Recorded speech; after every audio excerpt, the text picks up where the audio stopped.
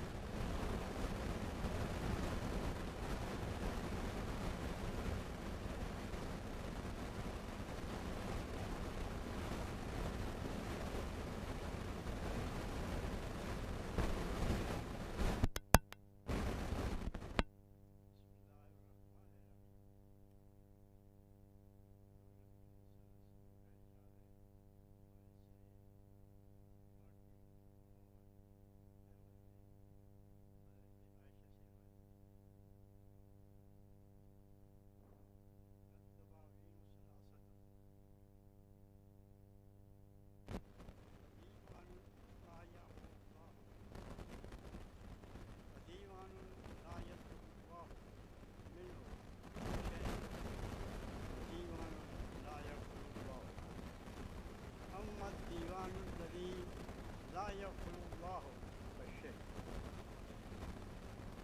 وأما الديوان الذي لا يعبأ الله به شيئا فظلم العبد نفسه فيما بينه وبين ربه من صوم تركه وصلاة تركها فإن الله تبارك وتعالى يغفر ذلك له ويتجاوز لمن يشاء. وأما الديوان الذي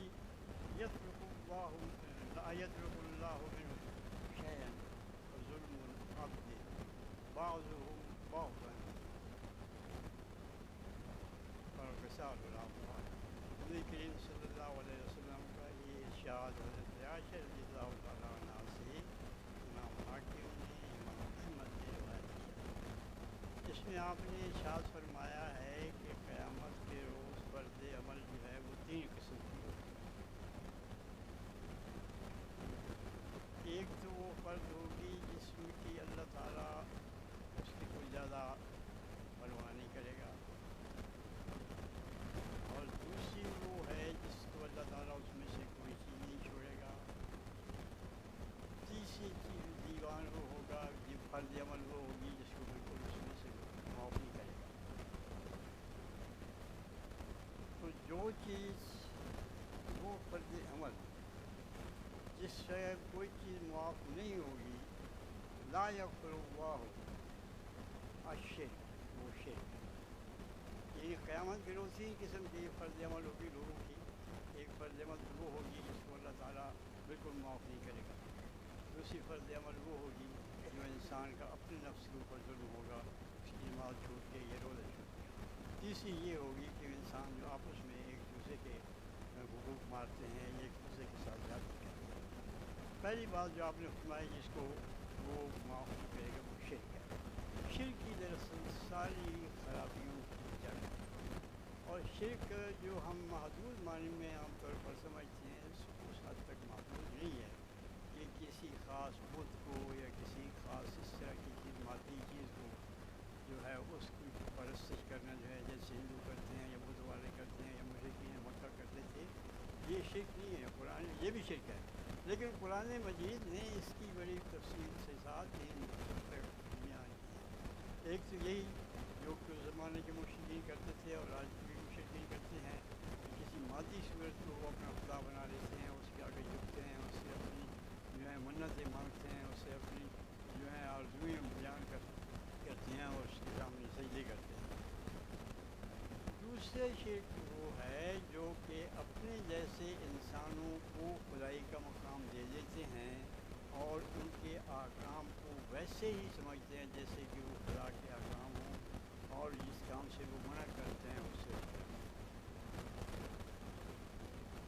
قرآن مجید میں جب یہ آیت نازل ہوئی اتخذوا احبارهم ورهبانهم اربابا من دون اللہ والمسیح ابن مریم وما امروا الا ليعبدوا الها واحدا لا الہ الا هو سبحانہ عما یشرکون. عیسائیوں نے اپنے صوفیاء اور سارے کو دنیا کی جو ہیں ان کو اور اپنے علماء کو جو ہے اللہ تعالیٰ کے سوا رب بنا رکھا.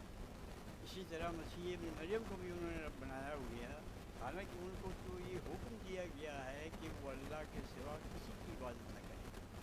اس کے سوا لا الہ الا اللہ، اس کے سوا کوئی اللہ نہیں ہے. سبحانہ عما یشرکون، تمام تمام چیزوں سے وہ پاک ہے، نیند کی وہ اس کا شریکت نہیں ہے۔ تو حضرت عدی بن حاتم رضی اللہ عنہ نے رسول اللہ صلی اللہ علیہ وسلم سے سوال کیا، یا اللہ ہم ان کو خدا تو نہیں مانتے ہیں، یہ جو یوگی ہیں ہمارے علماء یا صوفیاء یہ لوگ ہیں نہ مسیح نہ مریم کو، تو آپ نے فرمایا کہ یہ جو لوگ ہیں کیا تم اس کو حلال سمجھتے ہو جس کو یہ حلال کرتے ہو؟ نہیں ہاں، کہنے لگے جس کو یہ حرام قرار دے اس کو تم حلال مان لیتے ہو؟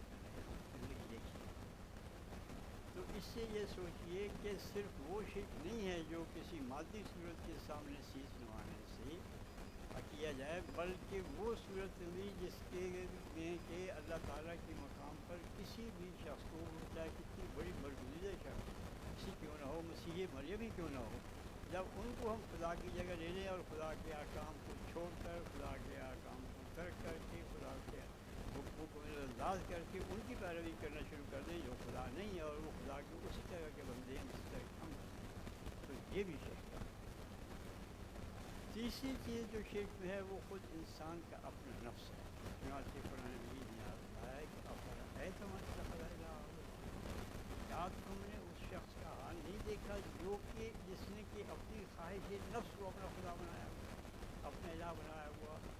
یہ بت توڑنا جو ہے یہ سب سے زیادہ مشکل ہے، اس کے لیے انسان جو تعویلیں کرتا ہے وہ کسی کے لیے نہیں کرتا، اور یہ جس طرح سے انسان کے اوپر غلبہ پاتا ہے وہ کوئی دوسرا جو ہے شخص یا کوئی دوسری مادی چیز یا غیر مادی چیز انسان کے اوپر غلبہ نہیں پاتی، کیونکہ انسان کی خواہش نفس یہ نہیں ہے کہ وہ اس کو کوئی بت بنا کے اس کو پوجتا ہے، بلکہ وہ اس کی جو وہ چاہتا ہے نفس وہ کرتا ہے۔ جب وہ اللہ تعالیٰ کے فرمان کی خلاف کرتا ہے تو گویا اس نے اللہ تعالیٰ کو چھوڑ کر اس کو اپنا خدا بنا لیا، اس لیے قرآن مجید کا ہے تو ختم اللہ اس کے دل پر تو مہر لگ گئی، وجعل علی بصیرتہا، اور ان کی آنکھوں پہ پردہ پڑ گیا کہ انہوں نے اپنی خواہش کو، اس کی خواہش کہاں اور اللہ تعالیٰ کے احکام کہاں، اس کی خواہشات پر شیطان بھی غالب آ سکتا ہے، اس کی خواہشات تو ایسی بھی ہو سکتی ہیں کہ جو بالکل مجرمانہ ہوں، تو ان کو خدائی کا مقام دے کر وہ اللہ تعالیٰ کے احکام کو ترک کر رہا ہے، گویا اس نے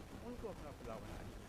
تو جو چیز معاف نہیں ہوگی جس فرد کی جس میں ہے وہ شرک، یہ بالکل اللہ تعالیٰ معاف نہیں کرتا۔ دوسری فرض جو ہے وہ اللہ تعالیٰ اور بندے کے درمیان کا معاملہ ہے، کسی سے اگر کوئی نماز چھوٹ گئی، کسی سے کوئی زکوٰۃ روزہ چھوٹ گیا، اس طرح جو ہے کوئی کوتاہی ہو گئی اللہ تعالیٰ کے احکام میں، تو اللہ تعالیٰ جس کو چاہے گا اس کو معاف فرما دے گا، اور اللہ تعالیٰ چاہے جس کو چاہے گا اس کو توفیق توبہ کی بھی دے دے گا۔ یہ صرف اس لیے ہے کہ انسان جو ہے وہ یہ سمجھے کہ میں اول اور بنیاد جو ہے وہ سب سے زیادہ یہ ہے کہ اللہ تعالیٰ کے سوا کسی کو شریک نہیں، باقی اگر کوئی غلطی ہوتی ہے تو وہ اللہ تعالیٰ جو ہے وہ معاف کرنے والے ہیں، وہ بخش دیتے ہیں۔ پھر تیسری چیز یہ ہے کہ جو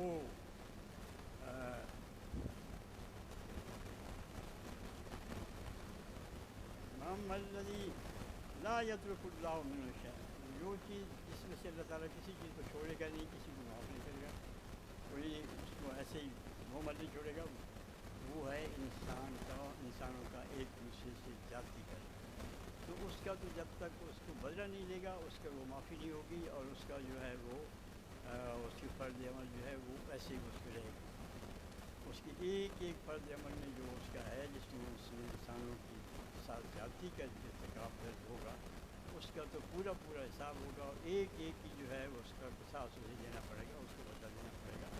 تو اس لیے یہ سب سے زیادہ چیز جو ہے وہ ہمارے سامنے شرک کے بعد وہ یہ آتی ہے کہ ایک انسان دوسرے انسان کا حقوق جو ہیں ان کی ادائیگی میں کوئی کوتاہی نہ کرے۔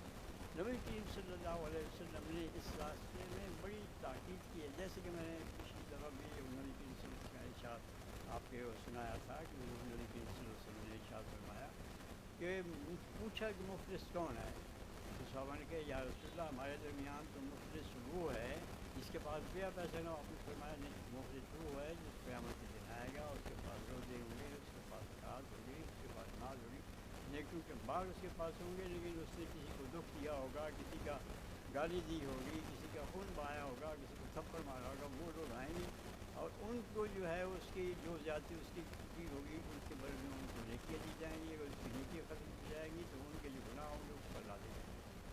مفلس اس دنیا کا مفلس نہیں ہے جس کے پاس پیسہ نہیں ہے. مفلس جو ہے جو اس دنیا میں تو اس کی تجوریاں بھری ہوئی ہوں گی لیکن اس دنیا میں اس کے پاس کچھ نہیں. آپ قیامت کے روز جو ہے وہ تو ایسی ہے کہ قرآن مجید میں ابھی ہم پہلے پڑھتے رہے ہیں لا پڑھی جاتی ہے, اس میں یہ ہے کہ یوم یفر المرء من اخیہ وامہ وابیہ وصاحبتہ لکل امرئ یومئذ شأن یغنیہ. یہاں تو ہم یہ ہے کہ اگر کسی کا قرض دینا ہو تو اس سے مہلت مانگ لیتے ہیں, کوئی سفارشی لے آتے ہیں, قصے بنا لیتے ہیں. وہاں تو یہ ہے کہ جن لوگوں سے آج ہم آ کے اپنے بیٹوں سے, اپنے بھائیوں سے, اپنی بیویوں سے, اپنی اولاد سے اور دوستوں سے جسے ہم توقع رکھتے ہیں کہ وہ اس میں ہمارے وقت آئیں گے اور ہماری ضرورت پورا کریں گے, جو ہمارے پھر مروں میں اس دن تو بھائی جو ہے اپنے بھائی سے بھاگے گا, صاحبت اپنی بیوی سے اور اپنے بیٹوں سے بھاگے گا, بیٹوں میں سب سے زیادہ. تو ہر شخص کو اپنی پڑی ہوگی, وہ کسی دوسرے کے کام آئے گا جن سے امید کوئی ہوگی. اس لیے وہ جو کچھ ہے وہ یہی ہوگا, جو کچھ ہوگا جس کا بھی دینا ہے وہ یہیں سے صاف کر دو. اگلی دنیا میں تو کوئی کسی آدمی کے لیے کوئی کام نہیں آ سکے گا. پھر دوسری جگہ یہ شاست میں ہے یود المجرم لو یفتدی من عذاب یومئذ ببنیہ. ایک تو یہ ہے, ایک آدمی یہ فرمایا کہ بھاگے گا اس سے, ہم بھائی سے بھائی بھاگے گا, اور بیوی نہیں کوئی وہ بھی بھاگے گی, اور بیٹے بھی دور کریں گے کہ ہم کیا کر سکتے ہیں, ہمارے اوپر کوئی بوجھ نہیں لا دے. دوسری جگہ ہے یود المجرم لو یفتدی من, اس دن جو ہے مجرم وہ اس بات کی خواہش کرے گا, اس بات کو پسند کرے گا کہ وہ اپنے بیٹے اور اپنی بیوی اور اپنے دوست اور دنیا کے اندر جو کچھ بھی ہے سب کچھ وہ اس عذاب کو دینے کے لیے فدیہ کے طور پر دے دے, اور اس کے عذاب سے جو ہے وہ رہائی ہو جائے. لیکن کوئی چیز بھی اس کے کام نہیں آئے گی, کہاں آئے گی کام. تو یہ چیز اس لیے نبی کریم صلی اللہ علیہ وسلم کے سامنے مثلا قرض کا معاملہ جب آتا تھا, مفروض آتے تھے, جنازہ حضور پوچھتے تھے کہ اس کی ذمہ کوئی فرض ہے. ایک جنازہ آیا, آپ نے پوچھا اس کی ذمہ کوئی فرض ہے, لوگوں نے فرمایا نہیں, فرمایا ٹھیک. ایک اور جنازہ آیا, اس کے بارے میں آپ نے اسی طرح سے پوچھا, تو لوگوں نے کہا کہ اس کی ذمہ قرض ہے. فرمایا اسے کوئی ترکہ چھوڑا ہے, کوئی جائیداد چھوڑی ہے اس قرض کے ادا کرنے کے لیے. تو لوگوں نے کہا ہاں چھوڑی ہے, اس نے 3 دینار چھوڑے ہیں, 3 دینار اس کا قرضہ ہے. تو فرمایا وہ اس کو ادا کر دو اور یہ ہو. پھر اسی نماز جنازہ پڑھا.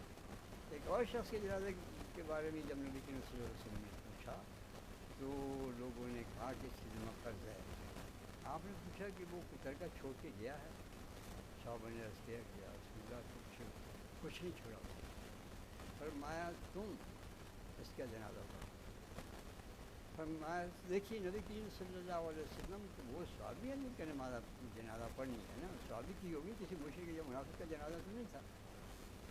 اس کے جنازہ پڑھنے سے آپ نے فرمایا کہ نہیں تم لوگ اس کے جنازہ پڑھو, اس کے جنازہ. تو گویا حقوق انسانی جو ہیں کہ کتنی ہیں. پھر صحابہ کرام میں سے مقداد بن اسود جو ہیں, ایک حدیث کے مطابق انہوں نے کہا کہ حضور میں اس کا قرض ادا کروں گا, میں ذمہ لیتا ہوں. تو آپ نے پھر اسی میں. ایک دوسری حدیث میں ہے کسی طرح سے جنازہ لایا گیا, تو حضرت علی رضی اللہ عنہ نے اس کی ذمہ داری لی. تو آپ نے پھر اس کا جنازہ پڑھایا, اور حضرت علی رضی اللہ عنہ کو آپ نے فرمایا کہ جس طرح تم نے اس کی دستگیری کی ہے اللہ تعالیٰ تمہاری اس. تو یہ آپ دیکھ لیجیے کہ انسان کے ذمہ جو انسان کے حقوق ہیں ان کی کتنی اہمیت ہے. اور آج ہم اس کے برعکس یہ سوچتے ہیں کہ لوگوں کا مال کس طرح کا ہے. ہماری نظر دوسروں کے لوگوں کے مال پر ہوتی ہے. کاروبار قرض دیتے ہیں, بڑی خوشامد کر کے قرض دیتے ہیں, بھائی بن کے قرض دیتے ہیں, پھر کیا کیا قرض کر کے قرض دیتے ہیں, جب لیکن بس دے کے ہو جاتے ہیں. کاروبار کرتے ہیں, کاروبار میں بےایمانی کرتے ہیں, سمجھتے ہیں کہ بس ٹھیک ہے جی آ جاؤ سب جو کچھ ہے دوسرے کو کچھ نہ دو. کہیں کو قرض لے کے کوئی بھاگ جاتا ہے, کوئی کچھ کرتا ہے. یہاں سے بھاگ کے اللہ تعالیٰ سے تو کوئی بھاگ نہیں سکتا. یہاں سے بھاگ کر سب نے اللہ کے پاس جانا ہے. جس کا جو کچھ ہوگا اس کو وہاں دینا ہوگا, اس کے نہیں دے گا تو پھر وہی ہوگا جو اس کا ارشاد ہے کہ اس پر اس کی نیکیوں میں اگر کچھ ہوگی تو وہ ان کو دی جائیں گی, اگر نیکی نہیں ہوں گی تو ان کے گناہ جو ہوں گے وہ اس کی گردن پر لاگے دی جائیں گے. اس لیے ہمیں یہ فکر کرنی چاہیے کہ ہم ایک تو شرک نہ کریں, اللہ تعالیٰ کے احکام کی جو ہے وہ پوری طرح سے اس کی پابندی کریں.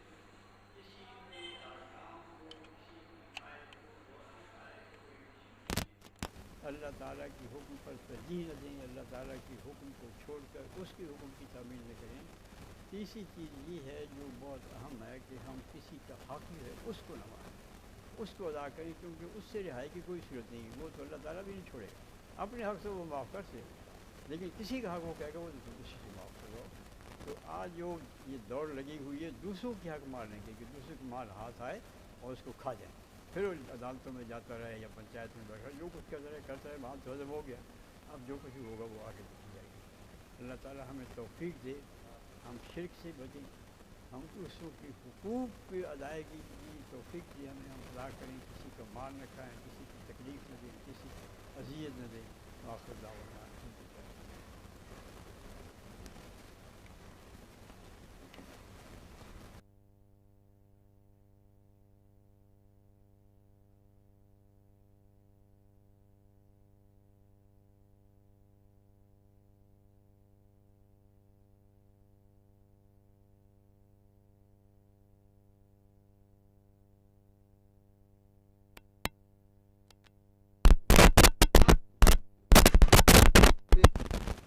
سوال درپیش ہے۔